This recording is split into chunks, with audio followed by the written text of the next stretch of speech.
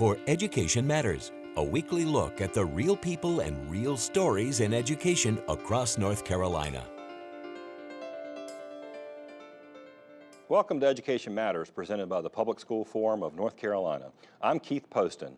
House Bill 704, officially known as an act to establish the Joint Legislative Study Committee on the Division of Local School Administrative Units, was passed by the General Assembly on June 29th and sent to Governor Cooper the next day.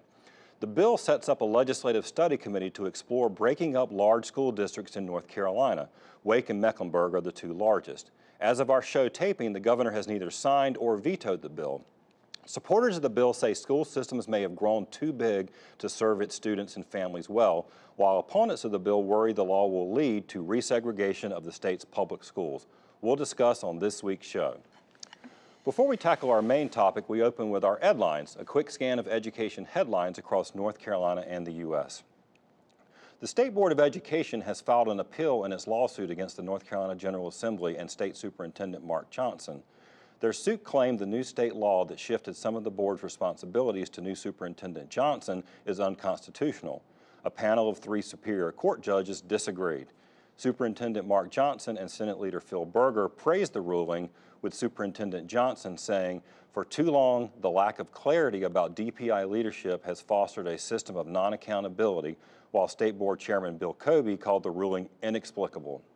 The State Board has asked for a bypass provision so the case can go directly to the North Carolina Supreme Court. Most observers expect the case will ultimately be decided there. Our state's public schools enrollment dropped by 5,562 students this year, according to new data released just last week by the state. Meanwhile, charter schools, homeschools, and private schools gained 23,880 students. Traditional public schools still educate the vast majority of students, with 1.4 million children representing about 82% of the state's students. But the share of students has declined from about 87% in 2010-2011. The State Board of Education this week approved $2.5 million in cuts at the Department of Public Instruction, including $1.6 million in staff reductions. The cuts were mandated by the North Carolina General Assembly in the recent state budget. Another $737,000 in cuts are expected in the coming weeks to meet the budget. DPI's District Transformation Division and Educator Effectiveness Division are bearing the brunt of these job cuts. Now, these two groups work with low-performing schools across North Carolina and train and support teachers. DPI expects to notify all terminated employees by August 1st. Finally, girls' participation in AP Computer Science tests boomed last year.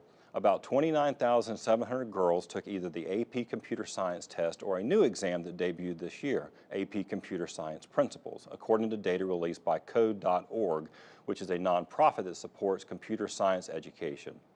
More than 111,000 students took the test in all, which is twice as many as the previous year.